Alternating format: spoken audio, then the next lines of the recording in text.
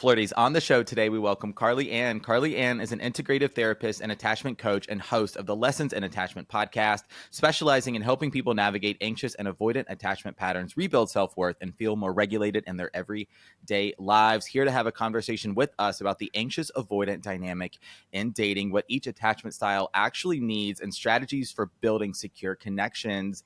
Hi, Carly Ann, and welcome to the show. Hello. Thank you for having me. I love this podcast. I love it. Thank you. Thanks for being on Flirtations today. I'm excited to get to know you a little bit more and chat about one of the Flirties' favorite topics, attachment theory. I'm not surprised to hear that. Yes. They love when this attachment theory episodes are brought to them through their speakers, through their earbuds, whatever they're doing, through their screens. And I think we're going to have a great conversation today. Yeah, honestly, I could talk about this for hours. Oh, good, because I got to admit, I don't actually talk a lot about attachment theory. Really? Yeah, Okay. I think it's featured in my work, for sure, but I don't go into it a ton. So this is a real treat for me as well. I think I'm going to learn a lot from you right alongside the Flirties. Good. Well, I hope so. Feel the pressure. I think so. And if nothing else, you've got an amazing accent, which I could listen to all day long. Do you know how many people mention my accent? Like, it's because obviously I don't hear it, but it's one of the biggest bits of feedback I get. Yeah. I guess every now and then I do as well. I'll get the question like, where are you from? Where do you live? And yeah, I don't always hear mine that comes through every now and then, but sometimes the Southern does jump out. So we got to get to know you a little bit more here at the top of the show. So, how do I want to do this question today? Yeah, just a classic, like, what inspired you to get into this work of attachment and relationships? Yeah, it's a question I have tried many ways to answer over the years. Mm-hmm. And I guess like ultimately I see it kind of divided into these two areas, which is one, professionally, coming up almost 20 years, it's shy of 20 years. Wow. I've been working in some way to help people that want to make some kind of change. There's somewhere in their life that they're feeling stuck. Not necessarily has that always been in relationships. That's more in kind of the later side of my career. And then there's this other area, which is the personal side that really led me particularly to the attachment topic, I would say. Perhaps that's the difference.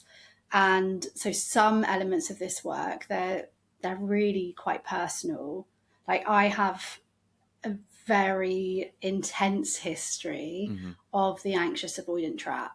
And that's both as the anxious partner sort of pursuing the avoidant person, that probably created the most obvious pain, like the intense feelings and the things that you do in those moments, but also as the avoidant person as well, when it came to perhaps dating people that were anxious or more secure themselves. But that wasn't always as obvious because the pain wasn't as obvious. Like I was kind of the one in control there.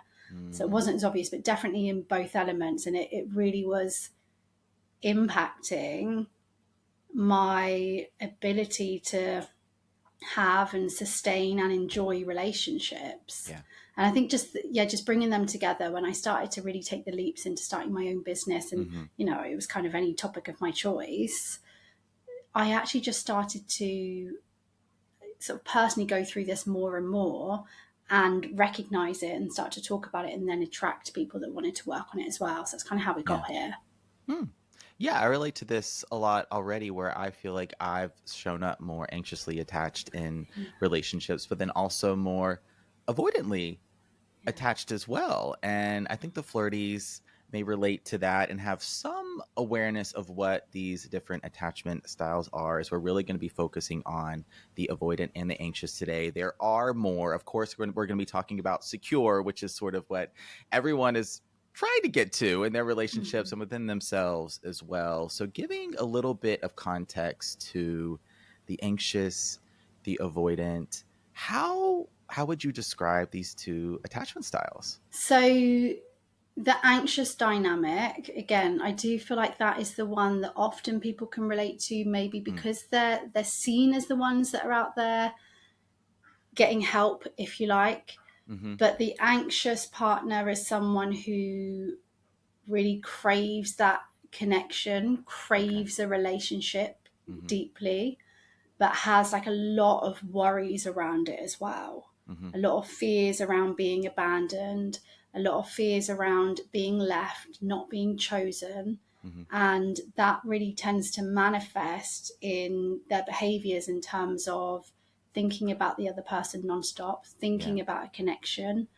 If they're single and don't like someone right now, it will very much be about a connection, possible connection, or an ex. If they're in relationship or they like someone right now, it will be about that kind of person that they're feeling attached to.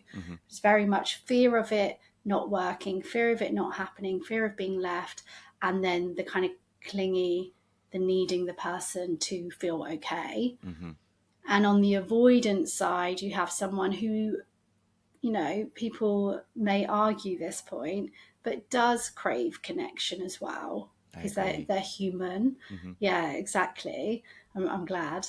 And yet there is this fear of relationships as well, and fear of love as well, because they have their own experiences. But the way that they are coping is to keep love and people at arm's length, to perhaps not connect as much, and it comes across and they might seem like they don't care.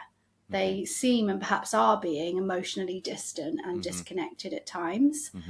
Both styles are insecure. Insecure in terms of deep down about themselves, insecure about relationships, insecure in some ways about the world. Okay.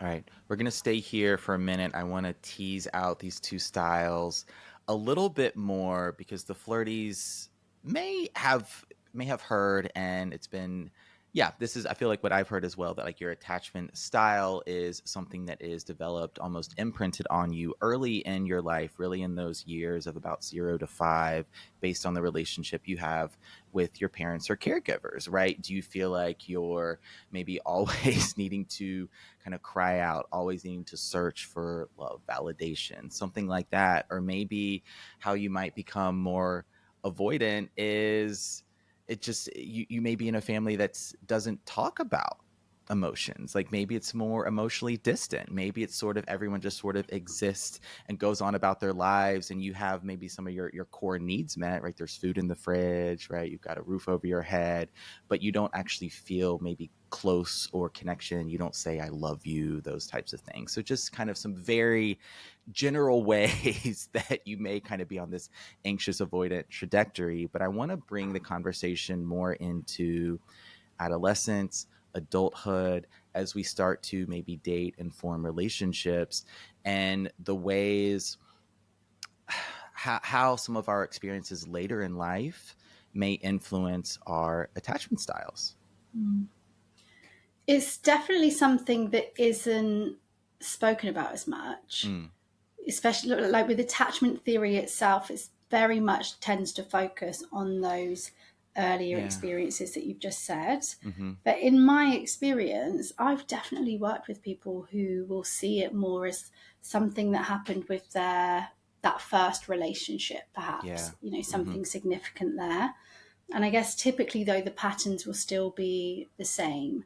With anxious attachment, there is something about the experience of having someone who perhaps is unpredictable, that hot and cold dynamic, that sometimes they're there, sometimes they'll meet your need, and sometimes they won't. And there will be this almost having to work for the love, or at least feeling like you have to work for the love. Yeah. And I think also with those teenage years, they're such important years when it comes to understanding yourself, and when it comes to the confidence that you have about yourself and how you see yourself. And if, you know, even if you have an experience at school, if we don't think about romantic relationships, that helps you form an opinion of yourself that in some way you're not good enough, that may well make you feel like, from the avoidant perspective now, like I can't trust people. People hurt me. Mm-hmm. Why would I get close to people? They're such crucial years. Funnily enough, what's coming up in my head as we're talking is more an experience yet of people who become really anxious in social situations, in relationship with other people. Mm-hmm. You see that a lot through those teenage years. Yeah. Does that answer the question? Absolutely, because I feel like that's true for me. I mean, it's important, definitely, to look at your childhood and your upbringing and how you were even socialized, the relationships you had with your parents, with your caregivers, with family, and just the culture and society in which you lived. Like, of course, that's going to have a huge influence over how you then date and attach and form relationships in adulthood. I also think there's more to the story, and that's what I wanted to focus on a little bit more in the conversation today, talking about those parts of our lives that can influence the ways in which we attach, which is good. Like, we want to attach to people, of course. That's part of this. We talk about connection, but secure attachment is something we're looking for as well. And I think oftentimes attachment just gets painted with this blanket, oh, that's negative, oh, you must be toxic, oh, like almost what's wrong with you kind of thing. No, attachment is good. This is healthy. This is something we want. And I think there's a lot of experiences we can have in our adolescence, young adulthood as we do start to date that matter. And I don't know that those always get the level of attention that they should. And it leaves us sometimes feeling confused. Like, maybe I had a pretty good relationship with my family, or maybe I feel like I've looked in the past and I feel like I've healed a lot of those familial dynamics, but yet I still seem to be repeating patterns. So, like, what's going on? Absolutely. Yeah. It's bringing up so many different directions that I feel like it could go, but that's I guess what we do on Flirtations. We kind of go all over the place as I'm like sort of making spaghetti with my hands, and then somehow we come full circle. Yeah, but no, there's so many good, like, amazing directions we could go. But I guess one of the things that came up for me first, so I'll go with that, was this idea of it takes one comment, especially in those adolescent years, one comment from someone can change how you view yourself. One comment on your appearance, one comment on your intelligence, one comment on, I don't know, that you're an awkward person. And that itself can change your opinion of you, your opinion of others, and your opinion kind of the world. And of course, that's going to influence the most important relationships that you have. If you have this one comment or repeated comments and you believe, well, clearly I'm not pretty, you're going to go into relationship with someone feeling like I need the reassurance from them that I'm pretty. And if I feel like they think someone else is pretty, which I probably do because I think so low of myself, I'm going to be anxious. You know, so absolutely. Maybe that is combined with certain other experiences, but that would be just theory after theory. But I believe hugely. And the other thing that people will kind of share in terms of their experiences that feels relevant is, I'm just thinking of whether to use the word, but I'm going to use it, but I'm using it lightly in terms of traumatic experiences. Because I know there's a lot of debate around, you know, big T, little t, when to use the word trauma. But essentially, if someone's first partner cheated on them, for them, that can be a traumatic experience. It might not be for the next person. It absolutely might not be. But that can send you into a relationship feeling avoidant and or anxious, you know. So, these experiences, and I'm sure you and I can list as well. Yeah, and these are such good examples, whether it's a big T or little t trauma, whether it's that one comment from the first person you dated or your crush that just rejected you or just sort of like brushed you off, or maybe it was a situation where like someone, like your friend group started talking, or maybe your crush liked somebody else instead, and then like this, all of this matters. And so I want to come back to a word you mentioned a moment ago, insecure, where if we have secure attachment on one side, which of course we're going to talk about today within ourselves and within relationships, then the opposite of that is insecure, of which anxious and avoidant are part of. But I want to sort of maybe dispel the word insecure a little bit, because I think sometimes we identify a little bit too hard with that, like that there's something wrong with us, Yeah. or there's something we have to fix, that some maybe we're broken in some way, like, oh, it's never going to work, I'm never going to have the relationship, and we might go into that just realm of thinking. And so spending a little bit of time talking about the insecurities, how can we just recognize when those are coming up, notice, but maybe have a little bit more compassion and self-love, which is going to really help in developing a secure attachment within ourselves, and then of course with others. So I wanted to get your thoughts and perspective on maybe reframing our insecurities. When, and you kind of said this earlier as well, that idea of being insecure, I think it's scary if it feels like it's fixed or permanent. Like, this is just the way I am. This is who I am. And often before you hear about, a lot of people have that aha moment with learning about attachment theory because of that, because suddenly they realize there is a reason. Anxious attachment in particular can feel crazy, like genuinely they feel crazy. And the biggest fear is sometimes that I'm crazy and how am I ever going to experience love, healthy love. That was me. Oh my God. That was me. Oh, yeah, Lord, that was me. And there's, I don't know if you know, like the cycle of change, but there's the pre-contemplation stage, which is where you're just in it and living it, and you haven't even yet got this idea that this is a thing. It's just you're just in it. And I think that's really scary. It's the pre-self-awareness phase. So it's almost like operating on autopilot of, I guess this is just how it is. And you aren't necessarily even aware fully of your patterns and habits. You're just it's like you're just performing them in a sense. You're just like Groundhog Day every day. That's it. That's it. And I guess that next stage is also difficult, which is when you're aware of it and you're still acting from that insecure place, of course. But yeah, I think that insecurity, if you think it's permanent and fixed, and I am very optimistic, and I think that there is enough research out there to say that we can shift. The thing that you said earlier that really sort of struck a chord is, I guess, the opinion that we have about what it means to be insecure. So what you tend to see with avoidant attachment is that they're the villain, they're the bad person. And the anxious attachment, they are the crazy, needy, too much person. I once put a video on TikTok. It actually blew up, as they say. You had a viral. It went viral, but I find TikTok a strange place. I didn't take advantage of it.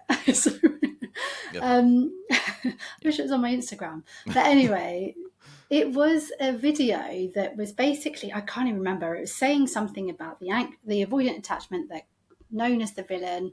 Actually, they've been through just compassion for them, basically, it was about. And the comments were just anxious and avoidant people just going at each other. And me as well, like that, like, how dare you, because they just need to fix themselves and they shouldn't be in relationships. And it was just the only thing I would say about the people that comment is that I make the assumption, perhaps that's not correct, that they probably are falling into insecure themselves, and that they're in it, and that they're probably in pain right now, hence they're even watching it. They're probably got someone that they're, there's an avoidant in their life right now that's the villain. Or vice versa. I mean, you're talking about like this discourse of like, if the anxious is the right one, then somehow the avoidant must be the wrong one, because this was one of the questions we're going to get to, right? How do you know if they're avoidant or not interested? How do you know if they're anxious or love bombing you? Because the two can look kind of the same. But before we get there, like, something, I'm glad that attachment theory and attachment styles have really helped people just develop that self-awareness, come out of pre-contemplation into that more self-awareness phase, and then move beyond some of that guilt, shame, that right when you realize how you have been living and how you have been forming relationships. And you might go through that experience where like, oh, I can't believe I did that, right? You almost feel maybe a little bit embarrassed and you have some of that guilt and shame. So how we can start to come out of that talking my language as a coach, right? It's the stages of change model. That was like, yes, I love that from coaching school. And one of my favorite things that I feel like I've learned about attachment styles is that they correlate with nervous system patterns. And so how you show up and we're talking really about dating and romantic relationships here. So when you show up in those spaces and you start to get close with someone, you start to attach and connect, you start to get vulnerable, right? On the avoidant side, does that feel really just unsafe to you? Does that just bring up this feeling of like, oh, this is not right? And so your nervous system might go more into that freeze state, more into that withdrawal state, just as a way to protect yourself. Because if you don't have to get too close to somebody, even though you crave connection, then you have a less chance of getting hurt. Mm-hmm. It's kind of this protection mechanism that maybe you're not all the way aware of, but hopefully you are now. And then on the anxious side, right, when you start to develop that connection, it's just this fear of, well, I don't want to lose this person, right? They can't go anywhere. They become, the word reassurance just keeps coming up in my head over and over again, where as long as they respond to my text, as long as they're there, I'm going to be okay. But you got to be okay, right? Even if they don't text you back. Yeah. That's it. Yeah. I think something really shifted for me when I started to learn more about the nervous system and just because I think it just really allowed me to be able to go to name it, to go inwards, to be with the experience, all of those, sort of coachy therapeutic words that we hear, but so true. It definitely, and again, I think it is more of that, okay, I'm not crazy. Yeah, there is a reaction happening here. Yes. And it's absolutely self-protection. Yeah, it's physiological. We're going to biology. We're going to the body, right? Because these experiences we have as avoidant and anxious attachers, they're embodied experiences. And it's not just about developing self-awareness. It's not just about making some mindset shifts. It's also about changing the relationship you have with yourself, like with your how you experience relationships. I feel like that's one of the things that can sometimes get a little bit lost in the attachment world today. So, and I've tried to find a balance with this. But for example, if you look at attachment work on YouTube, all the posts about it, it's very much about, this is what the avoidant's doing. This is 3 reasons the avoidant does this. This is how to make the avoidant like you. It's actually just maintaining it. It just keeps it going, because all you're doing is because usually it's the anxious person that's searching on YouTube, hence the titles are for them. And so they're clicking on that, just learning more and more about the other person and what they might be thinking, what they might be doing. Whereas what we really need to be doing is looking at what's going on inside me to even be here on YouTube looking at this. And I'm talking from the person who absolutely turned to YouTube. Oh yeah. I've done all those searches. Let me get on Spotify. Let me get on Google. Let me go on wherever, figuring out, right, why doesn't he like me? Why isn't he texting me back? Right? How do I get him to be closer? How do I get him to want to be in a relationship? Right? Even like I've been in, when I was definitely more anxious, and I can recognize I was in a relationship with someone that definitely leaned more avoidant, right? Even like searching, how do I get my boyfriend to like me? Literally. Oh but at the time, I get that it's what you need. And I do think that sometimes that there's little nuggets in there where it will be about, but you have to love yourself. It always will come back to that. But whether the person really hears it, I don't know. So I'm always looking for that balance, because I want people to find my podcast. At the same time, the whole thing is that we're shifting your attention to you and to your nervous system, and to repairing the relationship with yourself. But sometimes the only way people are getting there is through thinking about the other person. Sometimes that's the case. Maybe that's how they found this conversation today. Hello. Hello. Exactly. Welcome and glad you're here. There's the nugget. Yes. I think they're going to get many good nuggets. Dang, that's what I want for lunch after this. Yeah. Chicken nuggets. God, I'm a sucker for that. Let me tell you, I'm neither anxious nor avoidant with chicken nuggets, just full secure. All right, let's spend a little time here just talking about, yes, this anxious avoidant dynamic, going back to avoidant or disinterest, anxious or love bomber, and some communication strategies that that might be helpful here. And so why this push-pull chemistry, this push-pull of the anxious and avoidant, why do you think it plays out so often in dating? Do you know what? Have you seen, I don't know if you have this show, it's called Couples Therapy. Yes, we do. I used to watch I haven't watched it recently, but I have seen it before. Yeah. So the reason I said that is because we were talking about dating. What was really interesting that I noticed in that is that it goes way beyond even dating. It seems to be like when you start to really become aware of these dynamics, that you see it in long-term relationships, you see it in dating, you see it in friendships. And I think that it's a dynamic that is more kind of, it surrounds us more than I think that sometimes we even realize. Yeah. But ultimately, if I was to go quite extreme, I would almost say that the anxious and the avoidant person, that they're so drawn to each other sometimes that it's like two magnets. Yeah. You know, they and the pull feels, sometimes for people, they'll literally describe it as like, it feels impossible to break. Yeah. So the advice is, don't do this or don't do that, and they're like, it feels impossible. I know logically, but the connection to this person is so strong. And I think, we've kind of touched on it already, but with the anxious person, they are craving that relationship. They're craving that reassurance, like you said, the connection. And without realizing it, they're drawn to relationships that tend to feel unpredictable, that emotional roller coaster, usually because it feels familiar.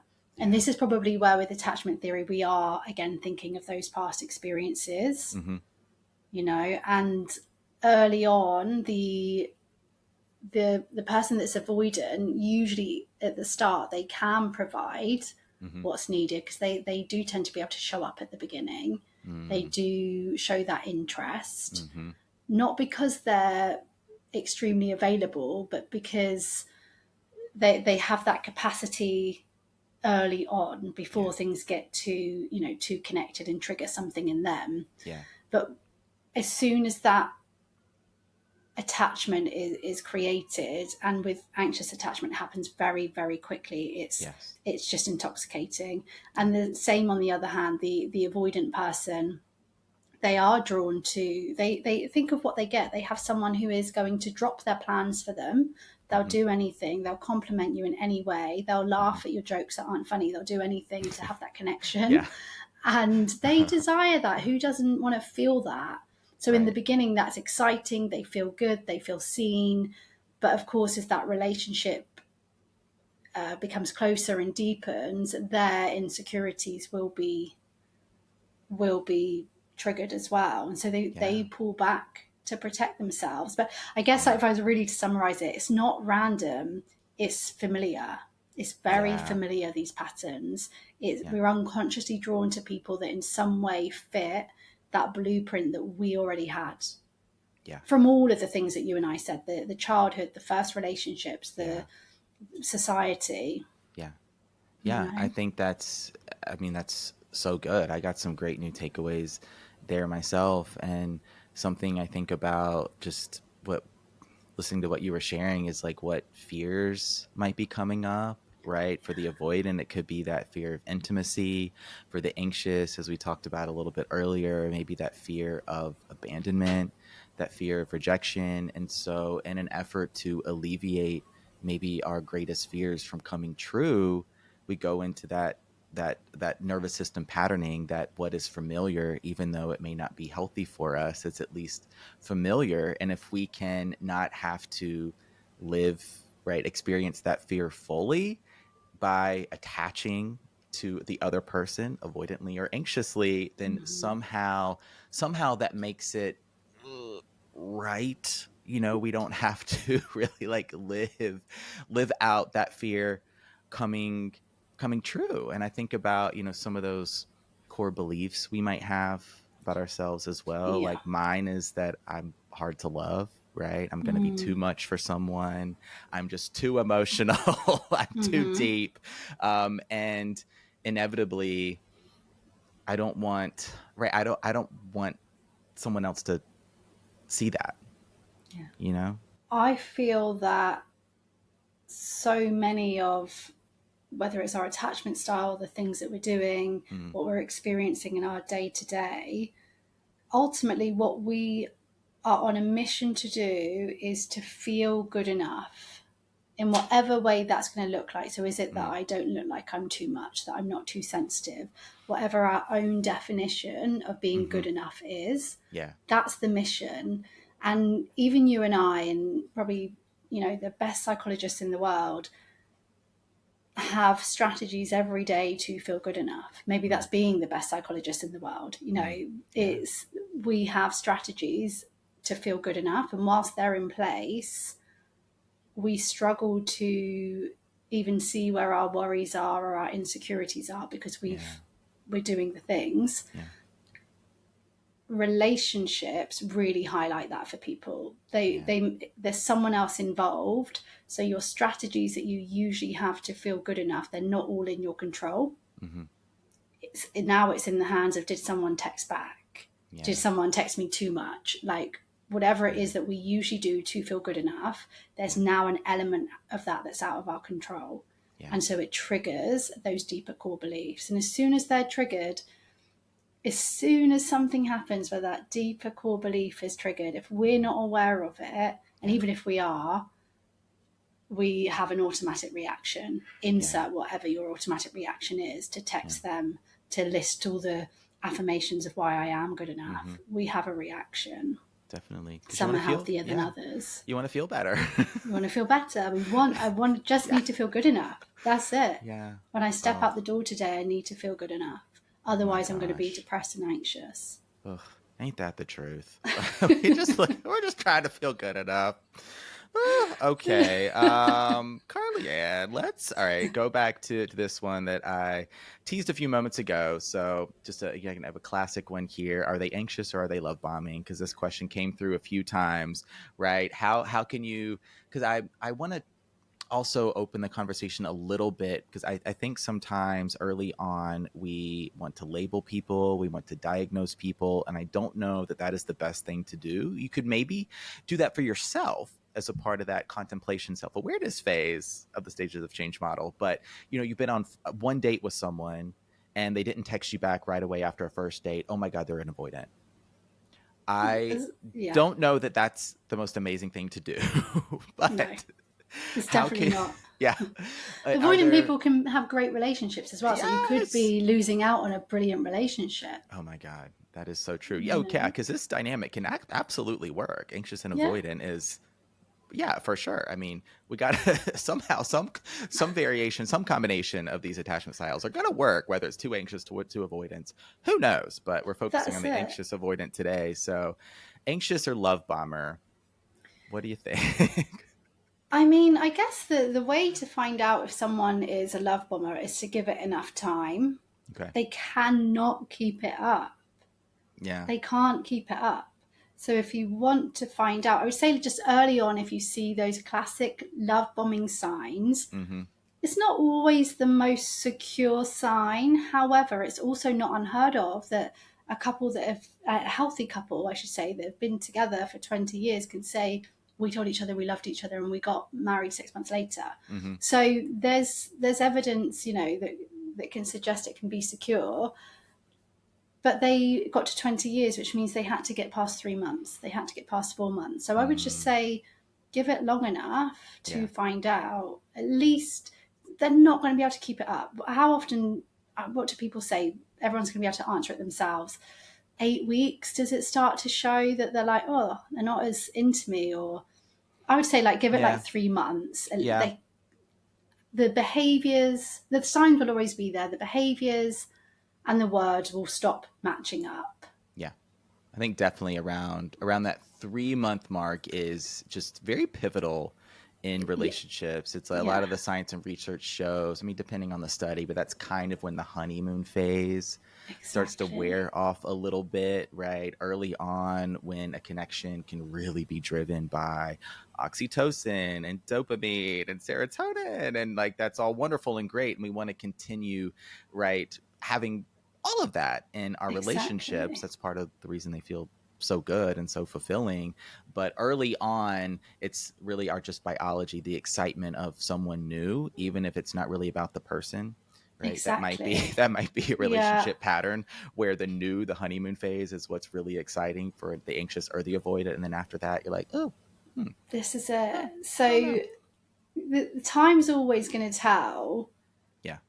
And the other thing is, typically, and I know that I've kind of just contradicted this, but typically someone who leans more towards secure, because we all have each of the attachment styles within us.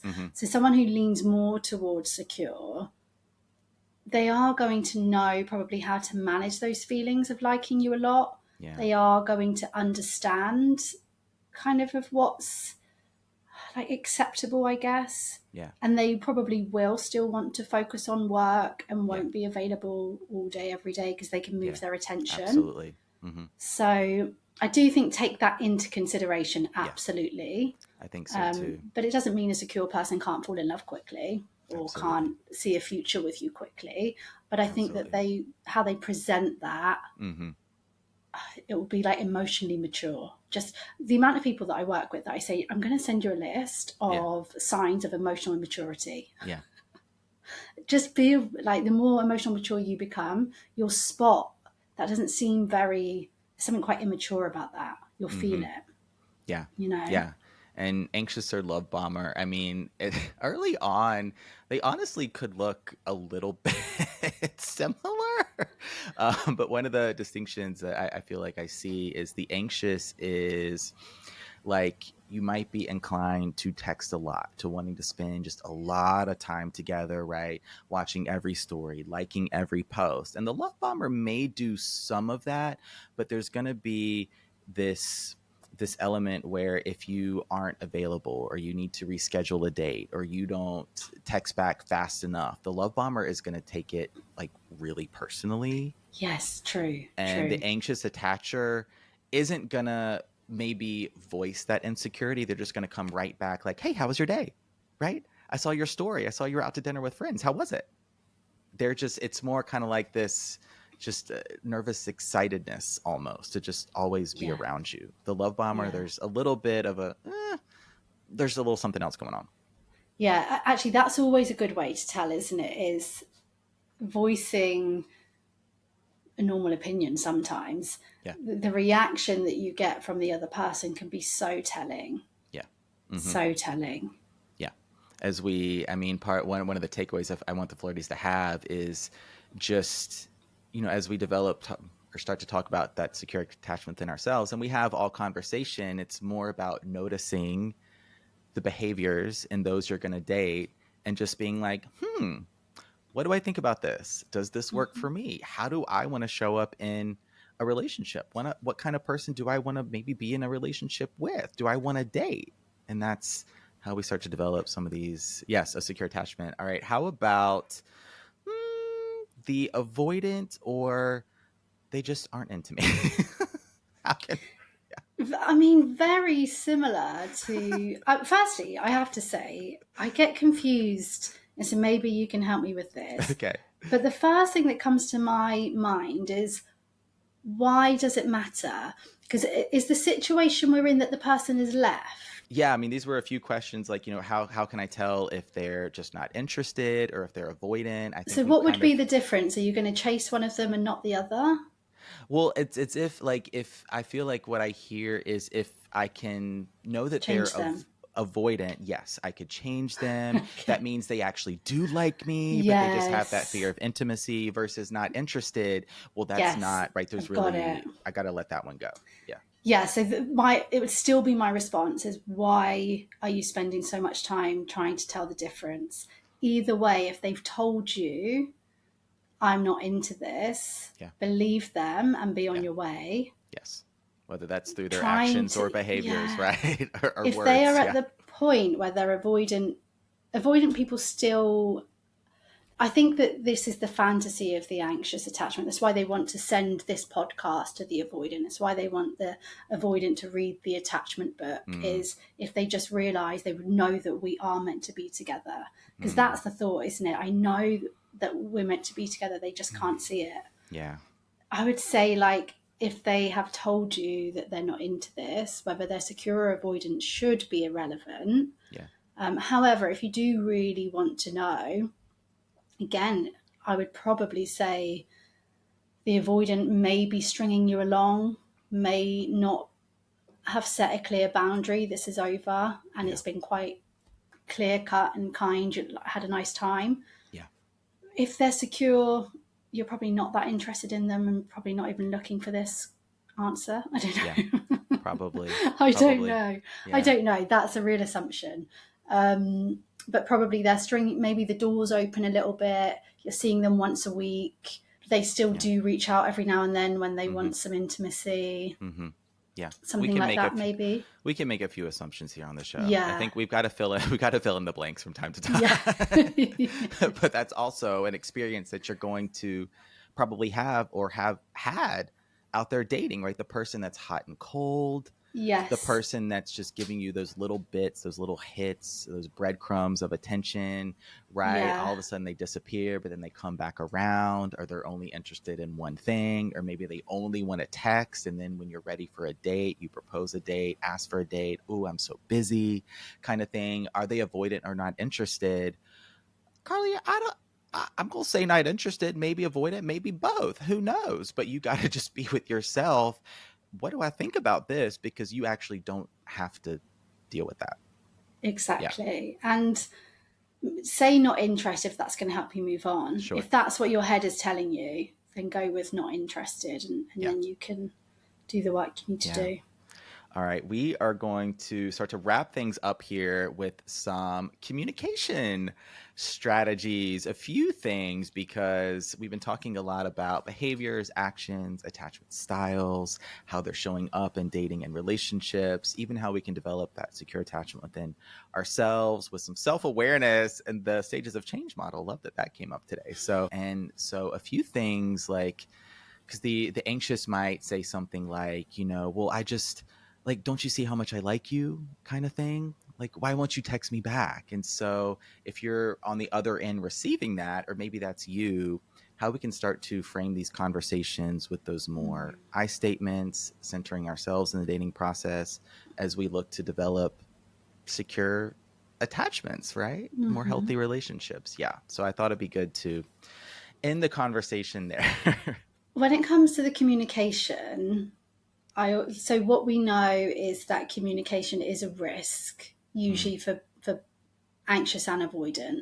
Mm-hmm. Like there's some kind of risk involved. If I tell you how I really feel, or if I ask for what I need, or if I tell you that I like you.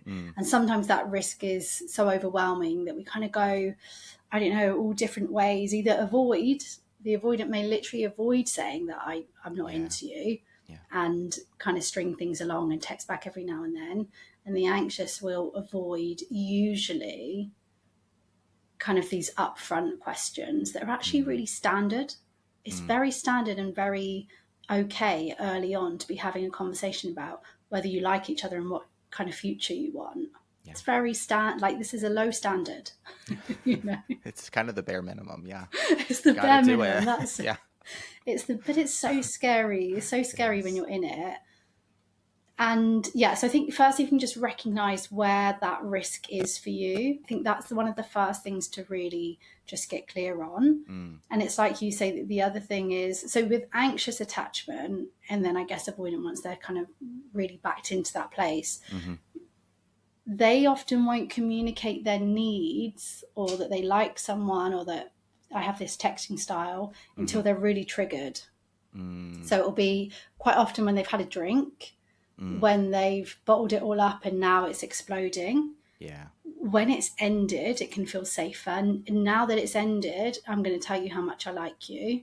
Okay. So they wait, and yes, they might say these things, but they're often at a time where you're not grounded. So I think the first thing is, number one, what is your pattern? How does this come out? You can just look at your past relationships.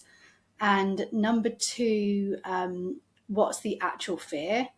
And then there's something in it in when you have these conversations that you're allowed to say, you're allowed to feel uncomfortable. As much as you can, you need to be grounded. As much as you can. And even then, it's still not going to be a perfect conversation. Right. It's going to be messy. It might feel really uncomfortable to say to someone like, hey, I actually quite like you. I'm just wondering, do you feel the same? Yeah. If we ask that question early on, we could save ourselves a lot of time if we're willing to believe the answer. Yeah. And if there's someone, even if they're not the right match, you're a quote unquote person, they're going to be willing to at least have that conversation with you. They're going to have some emotional availability, capacity, and readiness to just talk about that. What are we doing? What are we feeling for one another? It's so interesting. I think about how somewhere we got so fed up with the quote unquote rules of dating and threw out the rules thinking, oh, cool, now we get to date without rules. But we just replace the old rules with new rules that are, we can't talk about these things. We're not supposed to get too close, right? And I'm just what are we doing? What are we doing? Yeah. Whether this is your person forever, a season, a reason, have these conversations. Yeah. I think about, I agree with you that the anxious, if we're going to generalize, make some assumptions, which I'm about to do, that the anxious. There's definitely patterns. Yes, there is. We cannot deny it. It's going to lean more towards that fear of expressing needs, because what if they get rejection? What if they get rejected? What if they get abandoned? Right. So kind of that, right. Go with the flow, cool girl, cool guy, right. I don't need anything. I don't want anything, whatever you want. And to the avoidant, like you said earlier, that might feel really good. For most people, that's going to feel great. You're getting a ton of attention and you don't really have to do anything. Yeah. Whoa. Okay, I'm into this. And the avoidant, I think maybe that one of their dominant patterns is this fear of conflict, right? That they don't want to disappoint the other person. They don't want to disrupt the flow of what's happening. They don't want to be the bad guy or the bad girl, whoever, even though their actions sometimes indicate that they're cold, standoffish, disinterested, and that hurts when the anxious is seeking that reassurance and the avoidant is just giving them the cold shoulder almost. It hurts so much. Yeah, and actually something that just came up when you were saying that is I remember when it came to communication, one of the things I remember practicing is even just saying, do I like this place that we're in? Like this bar that you picked, genuinely, do I like it? And what do I fancy to eat? Just little things like that, and making those kind of decisions is so powerful. Yes. And because you get to see the other person in this case, and again, their reaction would tell us a lot. The other person is absolutely fine that this isn't the normal kind of bar I would go to. Right. Oh, okay. So it is okay to have different likes. Absolutely. That's a relationship. Navigating just little, just take whatever feels like a risk for you. Yes. Take some small risks. There's got to be some anxiety, otherwise you're not doing it. Not doing anything useful, but have a bit of anxiety and go into and communicate. Yes. Do you have just a couple extra minutes? Yeah. Just 5. Yeah, thank you so much. I know we're at time. I want to squeeze in. I didn't even realize the time. I know. This conversation's been flying by. It's been so good. I just want to end here I think that was a great transition into secure attachment, right? Kind of coming full circle. We come out of the bowl of noodles, out of the spaghetti, and now we're coming right back to where we started. I think the conversation piece, or the the talking strategy piece of today's episode is going to be really helpful, taking some of those risks, expressing some needs, being more honest with your thoughts and feelings, at least with yourself.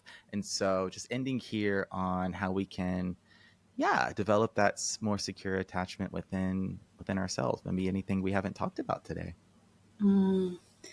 Where to begin? Yeah.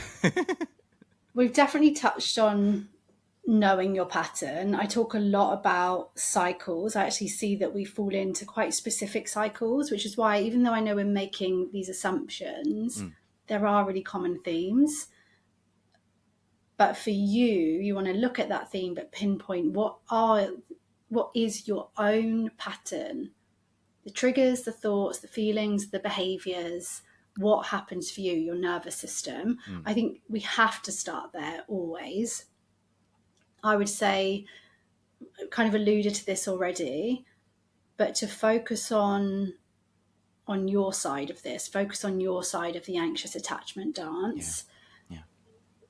The trying to analyze the other person, it just maintains it, keeps it going. All the research, all the information seeking, all the checking, it really keeps the worry, it keeps the anxiety going. So I think if you can focus on your side, your healing, whether that's challenging your beliefs about love, whether that is therapy, coaching, that, you know, in a safe environment.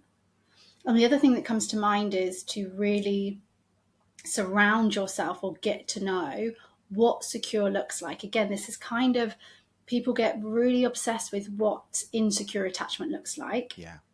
Get obsessed, for lack of a better word, especially for anxious attachment, with what secure attachment looks like. Yeah. Imagine what it feels like. Do things in the world that give you that feeling. Look at other secure people. You'll know them, and if you've got them around you, listen to secure like affirmations and get those words kind of familiar with you. Really get to know it. I think that's something that's really important. We get so hooked on what is avoidant, what is anxious, that we're not quite moving ourselves towards what it is that we want. Yeah, I love that. And looking towards, I think one of the, that's amazing.